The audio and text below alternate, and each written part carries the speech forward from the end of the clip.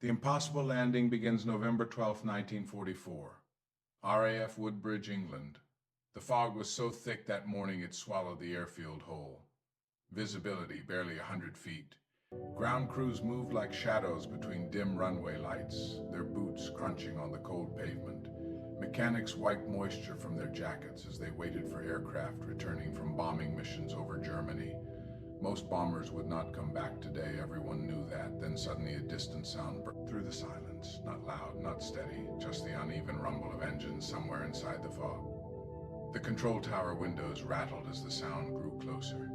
Radar operators leaned forward. One of the controllers grabbed his headset. Unidentified aircraft approaching from the east, altitude 800 feet. A shadow appeared in the gray sky. Slowly, a massive bomber emerged from the fog like a ghost.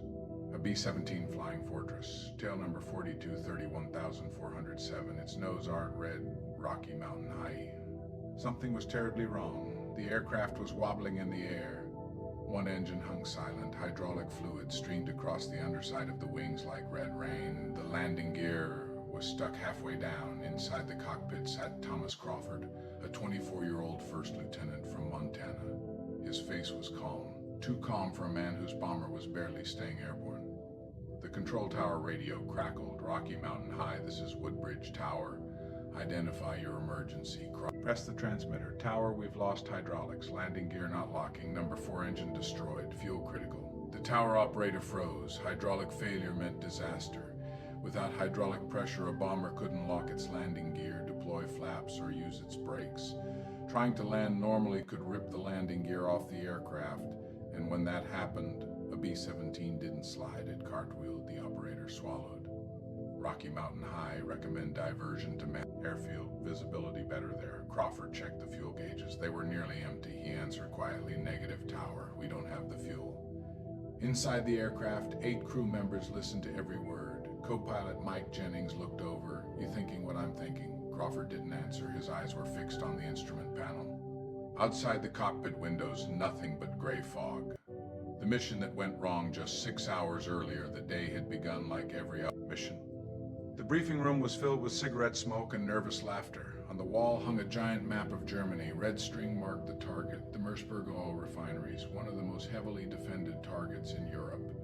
Over 800 bombers would fly the mission. Hundreds of fighter escorts would protect them, but everyone in that room knew something terrifying. Statistically speaking, a bomber crew only had a 1 in 4 chance of finishing a full tour of missions. The others were shot down, captured. Crawford stood quietly with his crew, 9 men total. They had already flown 27 missions together. Just 3 more, and they would be rotated home. 3 missions, that's all that separated him from survival. The briefing officer pointed to the map. Enemy fighter activity expected near the target. He paused, then added quietly, heavy flak. Nobody spoke. They all knew what that meant. Flak didn't just damage aircraft, it tore them apart. Take off into... At 5:47 a.m., the engines roared to life. 4 massive Wright Cyclone engines shook the ground as the bomber rolled down the runway. Crawford pushed the throttles forward, power set. Jennings watched the airspeed climb. 80 knots, 90, rotate. The huge bomber lifted into the dark morning sky. Above the clouds, hundreds of bombers formed into tight formations. Rows of asterisk B-17 Flying Fortress aircraft stretched across the horizon. It looked like an airborne city of aluminum and machine guns. The crew settled into their positions. Navigator Dan Morrison plotted their course. Engineer Frank Delgado monitored fuel. Ball-turret gunner Eddie Kowalski crawled into the glass sphere beneath the bomber. Tail gunner Marcus Washington checked his twin .50 caliber machine guns. Radio operator Bill Alley tuned his equipment. Bombardier James Sterling prepared the Norden bomb site. Everyone had a job. Everyone depended on everyone else. And everyone depended on one man most of all, Crawford. Because when things went wrong, the pilot decided whether they lived or died. Crossing into Germany at 8:47 a.m., the bomber stream crossed the German border. The sky suddenly exploded. Black bursts of anti-aircraft fire filled the air. Flak. Hundreds of shells detonated around the formation. Each explosion sent razor-sharp metal fragments tearing through the sky.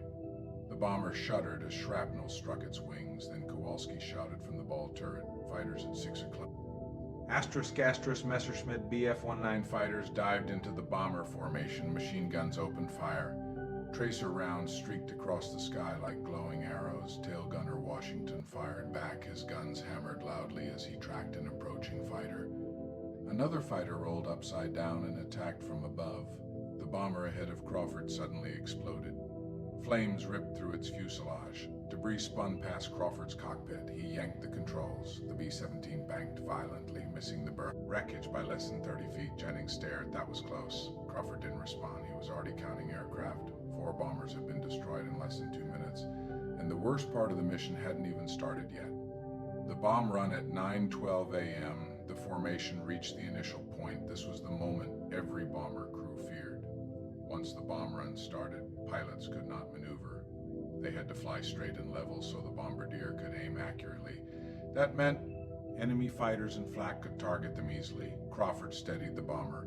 Bombardier Sterling took control. Bomb run beginning. The aircraft flew perfectly straight. Below them lay the oil refineries that fueled Germany's war machine. Then, a flak shell detonated directly beneath the bomber. The explosion slammed the aircraft upward. Metal screamed as shrapnel ripped through the fuselage. Inside the bomber, hydraulic fluid sprayed across the bomb bay. Engineer Delgado looked at the pressure gauge. Then his face went pale. Hydraulics gone. Crawford glanced at the instrument panel. Hydraulic pressure, 0. Jennings understood instantly. No flaps, no brakes. Gear won't lock. The bomber was still flying, but landing it would be another matter entirely. Disaster continues minutes later. Things got worse. A direct flak hit destroyed engine number 4. The engine exploded in a cloud of oil and metal fragments. Crawford feathered the propeller to stop it spinning. Now, bomber had only 3 engines, still flyable, but barely. Then German fighters returned. A Focke-Wulf FW-190 swept past the bomber firing cannons. Shells ripped through the right wing.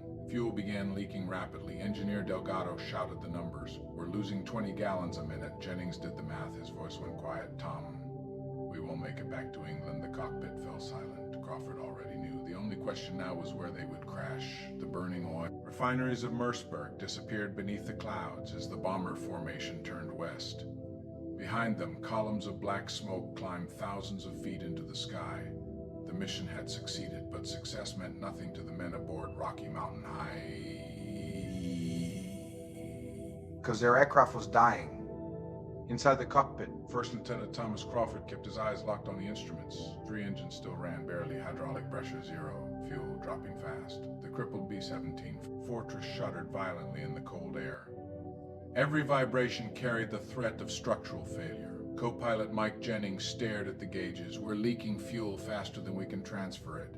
Engineer Frank Delgado crawled along the narrow catwalk inside the bomb bay. Hydraulic fluid coated the floor like red rain. He checked the broken lines. They were shredded by flak fragments. There would be no repairing them. Delgado returned to the cockpit. It's gone, Skipper. Crawford nodded slowly. Without hydraulics, several critical systems were useless. Landing gear might drop from gravity, but it wouldn't lock. Flaps would not deploy. Brakes were gone. Trying to land normally would place the full weight of the aircraft on landing gear that could collapse instantly. If that happened at over 100 knots, the bomber would flip, explode, and none of them would survive. A crew on the edge behind the cockpit, the crew tried to focus on their duties. Dan Morrison plotted their course back across the North Sea. Radio operator Bill Alley listened to emergency frequencies. Tail gunner Marcus Washington scanned the sky. German fighters were still out there, and crippled bombers were their favorite targets. The bomber formation had scattered after the bombing run. Some aircraft were burning, others trailed smoke. Several had disappeared entirely. Kowalski's voice came over the intercom from the ball turret. Skies clear for now. Jennings sighed. Quietly. Small miracle. But Crawford knew miracles rarely lasted long in combat. He adjusted the trim controls carefully. The bomber wanted to roll right because of the damaged engine. Every correction required precision. Too much pressure could stall the aircraft. Too little could send them into a slow spiral. Crawford flew with delicate movements, like a surgeon holding a scalpel. The fuel problem, 10 minutes later, the problem grew worse. Engineer Delgado checked the fuel gauges again. He froze. Skipper, we're losing more than we thought. How bad? 25 gallons a minute. Jennings turned in his seat. At that rate, we're not reaching England. The cockpit fell silent. The only sounds were engine vibrations and the constant whistle of wind through bullet holes in the fuselage. Finally, Crawford spoke. Options. Navigator Morrison answered first. We could ditch in the channel. Everyone knew what that meant. Ditching a heavy bomber in the ocean rarely ended well. If the impact didn't kill them, the freezing water might. And rescue aircraft might never find them in time. Jennings suggested another option. We could bail out, but Crawford shook his head over Germany. Jennings sighed. Yeah. Not ideal. Enemy territory meant capture, or worse. Crawford continued studying the gauges. Fuel was still dropping. The bomber had maybe 40 minutes left. They returned across the North Sea at 10:02 a.m. The damaged bomber crossed the German coastline. Below them lay the cold waters of the North Sea. For the first time since takeoff, the sky grew quiet. No flak, no fighters. Just endless gray water stretched into the horizon. Inside the aircraft, tension slowly eased. Some crew members relaxed slightly, but Crawford didn't, because reaching England was only half the battle. Landing was the real problem. Jennings finally spoke. If the gear doesn't lock, we belly land. Crawford considered it. A belly landing meant sliding on the fuselage across the rock. That could work, but there were risks. Fuel tanks were damaged. A spark during the slide could ignite leaking gasoline, turning the bomber into a fireball. He shook his head. Chobisky, Jennings frowned. So what do we do? Crawford didn't answer. He simply stared out the cockpit window, thinking, calculating, searching for a solution. England appears at 10:47 a.m. The English coastline appeared through the clouds. The crew felt a wave of relief. Home, but the relief didn't last long. Something else appeared too. Fog. Thick coastal fog rolled inland like a wall of gray smoke. Visibility collapsed almost instantly. Morrison checked his navigation charts. Woodbridge as close as. Crawford nodded. That's where we go. He grabbed the radio. Woodbridge Tower. This is Rocky Mountain High, declaring emergency. Static crackled through the headset. Then a voice responded. Rocky Mountain High, this is Woodbridge Tower. Go Haypert spoke calmly. Hydraulics destroyed. Land gear unstable. Fuel critical. Request immediate landing clearance. The controller hesitated. Fog had reduced visibility to almost nothing, but a damaged bomber had no choice. Runway 27 cleared. Foam trucks deploying. Foam trucks rushed onto the runway below. They sprayed thick fire retardant foam across the pavement. If the bomber crashed, the foam might prevent an explosion. Descent into the fog. Crawford began the descent. Bomber dropped through layers of gray cloud at 5,000 feet. The world vanished completely. No horizon, no ground, only instruments. Jennings watched the altimeter. 3,000 feet. Crawford adjusted the throttle on the remaining engines. Keep calling it. Tutusant. The fog thickened further. Moisture collected on the windshield. Jennings wiped it away. 1,500. The aircraft vibrated slightly as turbulence shook the damaged wings. Crawford kept the descent slow and steady. Any sudden movement might tear weakened metal apart. 800 feet, Jennings said. Still nothing outside. No runway, no lights, just gray emptiness. Then suddenly, for a brief moment, they broke through a thinner patch of fog. Jennings leaned forward. I see something. Tiny orange lights flickered ahead. Runway lights. But they disappeared again as the fog swallowed them. Crawford aligned the aircraft with the faint glow. They were committed now. There would be no second attempt. Fuel was nearly gone. The landing gear warning at 400 feet. The cockpit alarm suddenly screamed. A loud mechanical horn filled the cabin. Jennings cursed. Gear warning. Delgado checked the indicator panel. The landing gear had dropped partially by gravity, but the indicator lights glowed red. Unsafe. Unlocked. Delgado shook his head. It's not locked. Jennings understood immediately. If we touched down like that, he didn't finish the sentence. He didn't need to. Everyone knew what would happen. The gear would collapse. The bomber would flip end over end, and 9 men would die on the runway. Crawford's mind raced. Every option ended in disaster. Bailout. Too low. Belly landing. Fuel leak risk. Land normally. Gear collapse. There had to be another way. Then suddenly a memory surfaced. Montaña. Winter fog. His father's crop duster airplane, and a maneuver he had seen once as a boy. A maneuver no bomber pilot had ever attempted. Jennings noticed the change in Crawford's expression. What? Crawford didn't answer immediately. He grabbed Adio. Tower. I'm gonna try something different, the controller replied nervously. Go ahead, Rocky Mountain. Crawford took a breath, then said the words that would shock everyone listening. I'm reversing the approach. The radio fell silent. Jennings blinked. Dong. Wow. Crawford continued calmly. I'm landing tail first. Inside the cockpit of the damaged B-17 Flying Fortress, silence followed the words that had just left First Lieutenant Thomas Crawford's mouth.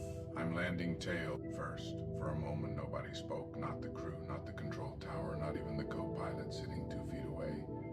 Mike Jennings finally turned his head slowly. Tom, you're serious?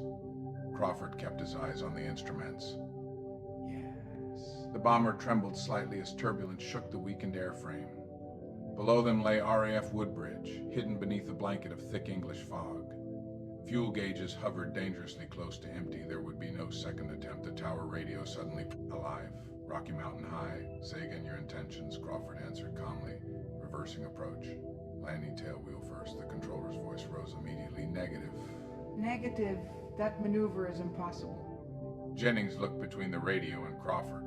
They're right, you know. Crawford finally glanced at him, Maiba. The co-pilot leaned back in his seat, but if anyone could pull something insane like that, he shrugged. It'd probably be you. The idea from Montana had come to Crawford in an instant, but the memory behind it went back years. Long before the war, long before the bomber. Back to a small farm outside Billings, Montana.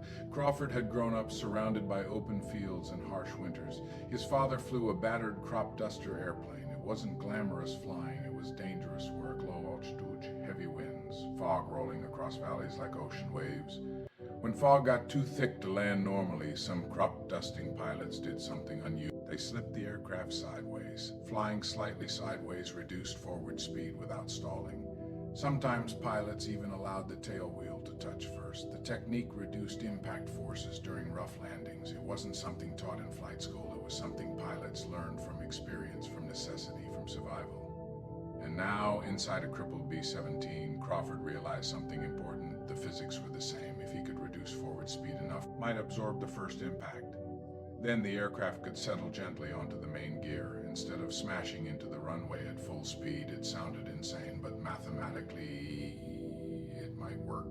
The crew learns the plan. Crawford switched the intercom to all stations. Listen up. The entire crew went silent. We've got a gear problem. They already knew that, but we're not landing normally.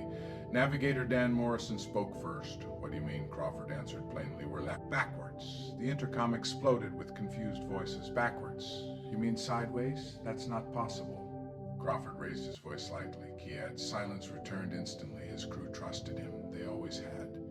I'm gonna slip the aircraft sideways on approach, Crawford explained. Tail touches first, main gear later.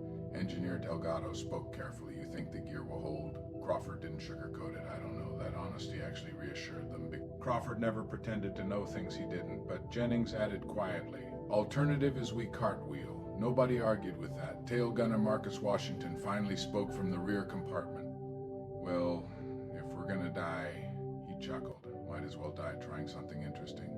Laughter rippled through the intercom, nervous laughter. But it broke the tension. Crawford smiled slightly, then said calmly, everybody brace, tower panic, back in the control tower, the situation becoming chaotic. Controllers stared at the radar screen. One officer grabbed binoculars even though the fog made them useless. The tower chief shook his head in disbelief. He's not really doing it. Is he? The radio operator nodded slowly. Yes, sir. A colonel standing in the tower muttered under his breath. That pilot's insane, but they couldn't stop him now. The bomber was already on final approach. Preparing the maneuver at 300 feet altitude, Crawford began adjusting the aircraft, slowly reduced engine power. The bomber slowed to 90 knots. Normally, a B-17 landed closer to 120 knots. Too slow, and the aircraft could stall, but Crawford needed lower speed. He applied rudder gently. The massive bomber began to slide sideways through the air. Jennings watched the nose drift away from the runway centerline. You're really doing it, Crawford nodded. Watch the speed. The bomber now flew at a strange angle. The nose pointed off to the side, but the aircraft still moved forward toward the runway. This technique was called a side slip. Fighter pilots used it sometimes, but a heavy bomber doing it this close to the ground, almost unheard of. The view from the tail gunner Marcus Washington suddenly had the best view of anyone. Because now, the tail faced the runway. He looked down through the fog, and suddenly saw faint lights glowing below. Runway lights, Skipper, he said calmly. I've got the runway. Crawford's voice came through the intercom. Got me. Washington focused. Crawford adjusted the rudder. The bomber drifted slightly. Hold that. The runway lights grew brighter, closer. Washington spoke again. 200 feet. The crew held their breath. This had never been attempted in combat before, not with a bomber this large. Final seconds inside the cockpit, Jennings stared at the airspeed indicator. Ninetica knots. Crawford lowered the nose slightly. 85. The bomber wallowed in the air. Slow. Unstable. Any mistake now could stall the aircraft or spin it or slam it into the ground. Washington continued calling distance 150. The fog suddenly thinned slightly, and for the first time the runway appeared. A glowing strip of foam-covered pavement waiting 100 feet. Crawford tightened his grip on the control yoke. He kept the aircraft sliding sideways, tail pointed directly toward the runway. Jennings whispered quietly, "Please work." Washington's voice again. 50 feet. Crawford cut power to idle. The bomber sank slowly. The entire aircraft shuddered. Gravity took over. 20 feet, 10. Then Washington shouted the words everyone feared. T-A-L-2-C-H-I-N-G. T-A-L-2-C-H-I-N-G. The words from tail gunner Marcus Washington exploded through the intercom. For a fraction of a second, nothing happened. Then the damaged B-17 Flying Fortress finally made contact with the runway at RAF Woodbridge. The first impact was so gentle it barely felt real. Instead of the violent crash everyone expected, the bomber simply bumped the ground. The tail wheel had touched first, exactly as Thomas Crawford had planned. Inside the cockpit, Crawford held the control yoke steady. He didn't move, didn't breathe, didn't blink, because the real danger had only just begun. Sliding into the unknown, the bomber's tail scraped along the foam-covered runway like a sled sliding across snow. The engines were at idle. Forward momentum slowly pulled. Aircraft ahead. But because the tail had touched first, the impact forces were dramatically lower. Jennings watched the airspeed indicator dropping. 70 knots. The aircraft continued sliding forward. Behind them, a massive spray of white firefighting foam shot into the air. Washington yelled from the tail, "We're still sliding." Crawford answered calmly, "Good, because sliding meant they were slowing down, and slowing down meant survival." The critical moment, but the most dangerous moment, was still coming. Sooner or later, the nose of the aircraft would drop. When that happened, the damaged landing gear would finally hit the runway. If the gear collapsed, the bomber would flip instantly. Jennings whispered under his breath, "Come on." Hold together. The speed dropped further. 60 knots. The nose began to tilt forward. Gravity slowly pulled the aircraft down. Inside the bomber, the crew braced themselves. Delgado wrapped his arms around a support beam. Navigator Morris clenched his teeth. Kowalski inside the ball turret whispered a quiet prayer. Because in the next few seconds, they would either survive or die. Impact. The nose dropped further, then suddenly boom. The main landing gear struck the runway. The entire bomber shook violently. Metal groaned. The landing struts bent under enormous pressure. For one horrifying second, it looked like the gear would collapse. Jennings yelled, "Gear's folding." But then something incredible happened. The gear didn't break. It flexed, it groaned, but it held. The aircraft rolled forward another 200 feet. Then finally, the bomber slowed, slower, until it stopped. Silence inside the aircraft. Absolute silence filled the cabin. The engines idled quietly. No explosions, no fire, no collapsing metal, just silence. Jennings looked slowly at Crawford. He struggled to find the words. "Just landed a B-17 backwards." Crawford shut down the engines calmly. "Let's not do that again." The tower watches in shock inside the control tower at RAF Woodbridge. Nobody spoke. For nearly 10 seconds, every person in the room simply stared through the fog, because what they had just witnessed didn't make sense. The controller grabbed the radio. His voice shook. "Rocky Mountain High, confirm aircraft status." Crawford picked up the microphone. "We're down, tower." Another pause. Crew walking out. The tower erupted. Controller shouted in disbelief. Some actually laughed. Another officer slammed his hand on the desk. "Did he really just do that?" The tower chief nodded slowly. "Yes." Then he said quietly, "I think he did." Walking away from death outside the aircraft, firefighting trucks rushed toward the bomber. Sirens echoed across the foggy airfield. Emergency crews expected bodies. Instead, they found something impossible. A B-17 Flying Fortress sitting on the runway, backwards. Its tail rested on the foam-covered. The nose pointed upward slightly, and the landing gear bent, but not broken. Then the bomber's side hatch opened. First out was Crawford. He climbed down the ladder calmly, like he had just finished a normal flight. Next came Jennings, then the rest of the crew. One by one, all 9 men stepped onto the runway, alive. Ground crew members stared in disbelief. One mechanic removed his hat. Another just shook his head slowly. A firefighter muttered, "I'll be damned." The laughter finally broke. Engineer Frank Delgado started laughing. At first it was just a quiet chuckle, then it grew louder. Soon waist gunner Carl Henry Anderson joined in, then Navigator Morrison, then everyone. The entire crew stood in the fog, laughing like men who had just escaped death. Because that's exactly what they had done.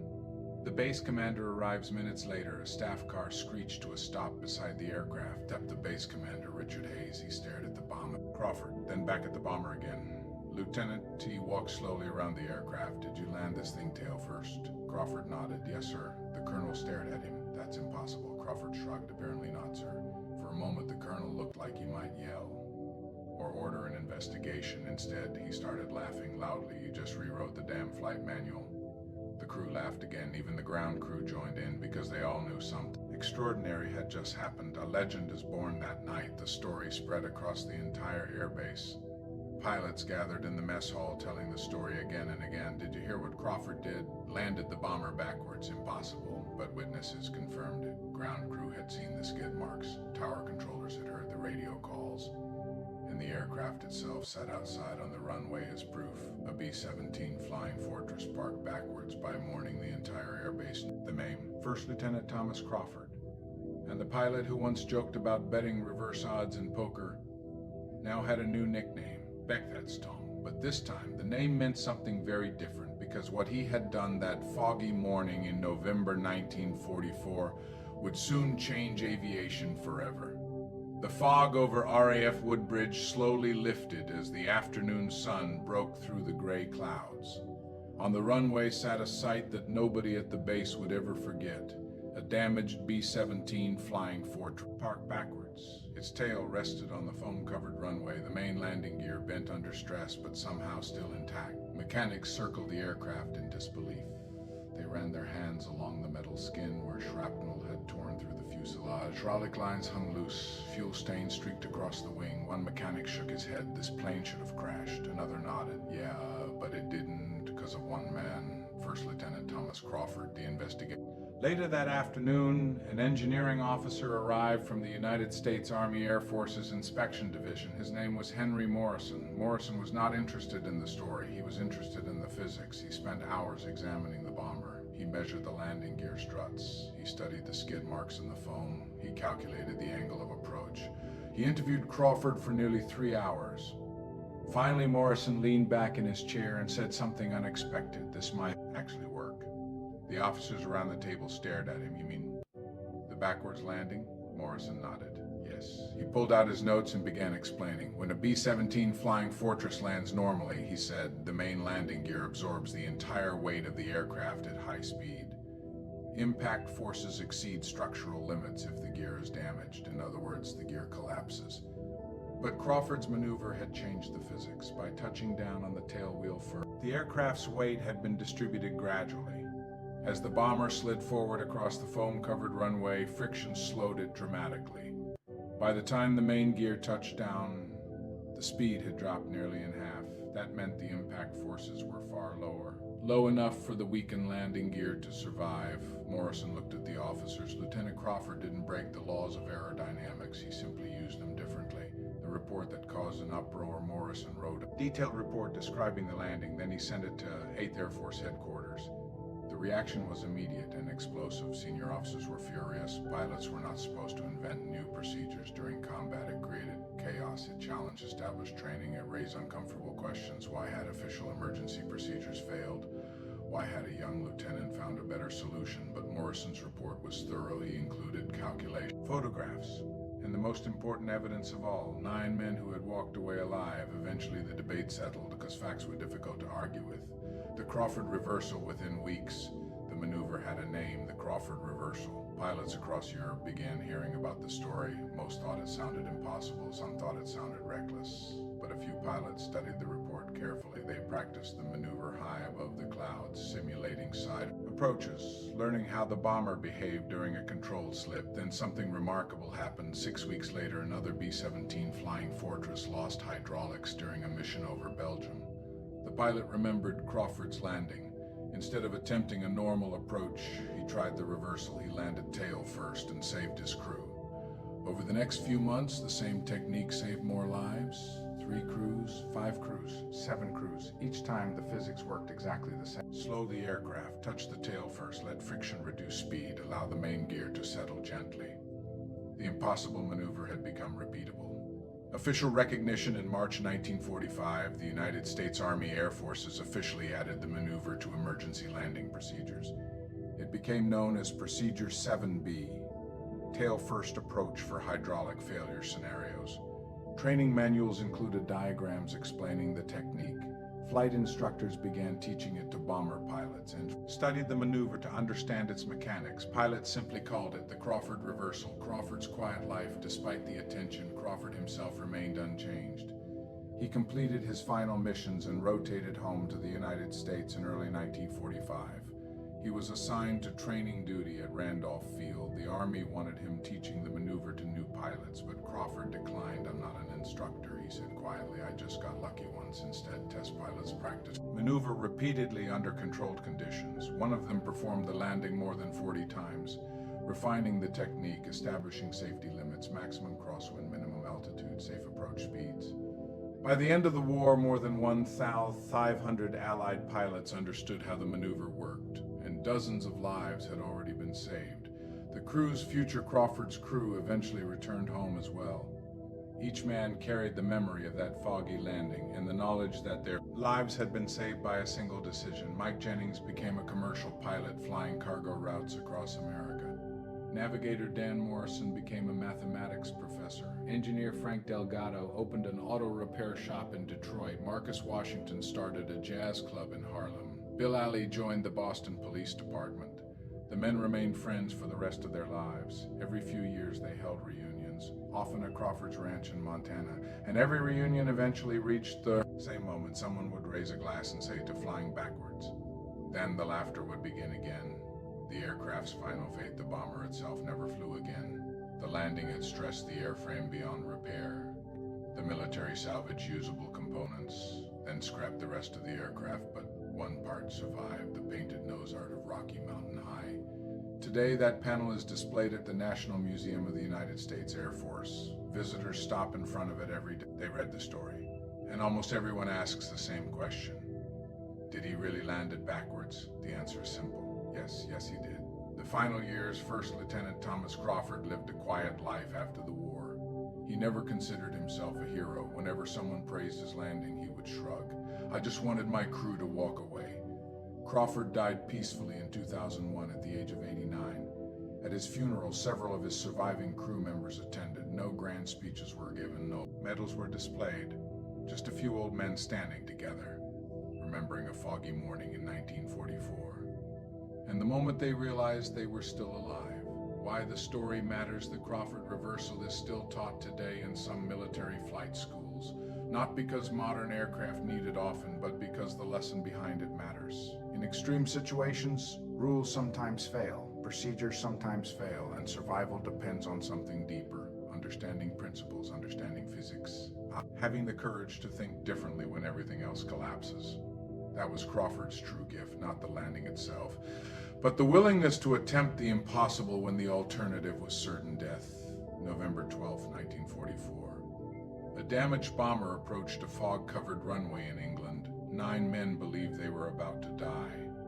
But one pilot saw the problem differently. Instead of flying forward, he chose to fly backwards, and in doing so, he saved 8 lives, sometimes the most dangerous decision is also the only one that works. And sometimes history is written by the people brave enough to try the impossible.